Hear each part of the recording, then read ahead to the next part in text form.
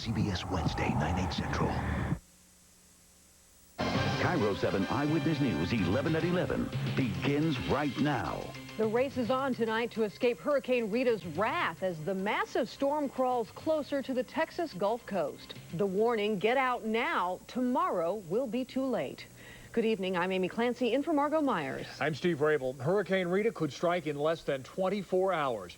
Rita is a monster Category 4 storm with winds of 145 miles an hour and gusts of nearly 180 miles an hour.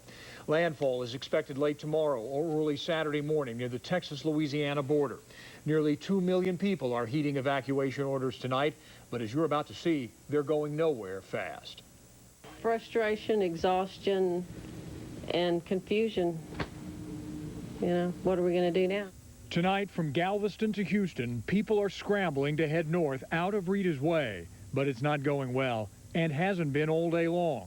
Many motorists are broken down or simply out of gas, creating a traffic nightmare for hundreds of miles.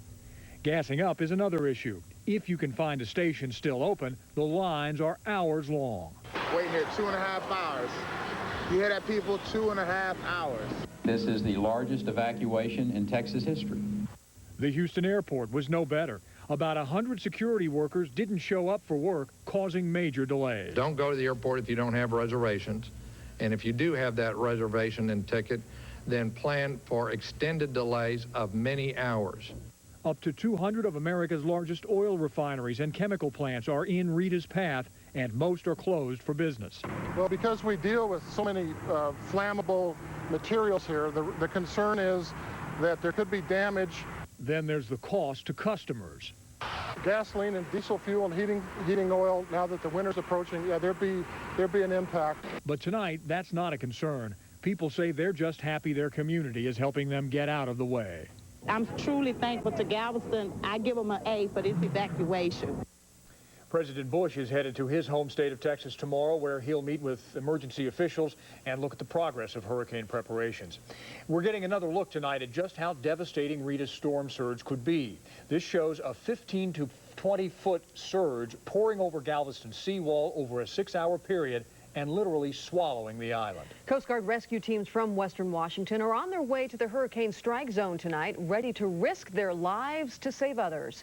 KIRO 7 Eyewitness News reporter Gary Horker is live at SeaTac Airport, where he met with those rescuers just before they took off. Yeah, this crew is headed down to Rita's path. They're out of Port Angeles. They tell me they wanted so badly to head down to Hurricane Katrina's path to save people. So when the phone rang with orders to head into Rita's deadly path, well, they jumped at that chance. Never gotten into a hurricane before, but I'm excited about going down there and helping people out. Michael Sullivan is a Coast Guard rescue swimmer, anxious to dive into any life-saving situation Hurricane Rita might leave behind. Michael and an elite rescue team of Port Angeles-based Coast Guardmen are gearing up to save people trapped by floodwater. Until now, they could only watch fellow guardsmen performing these Hurricane Katrina rescues on TV, wishing they were down there too. And they were doing the same thing that I'll be doing here with Rita. They were down there helping people out, and they've got all kinds of saves under their belt now, and they got to help a lot of people out. So definitely I was very jealous, and I wanted to be there extremely bad. They'll patrol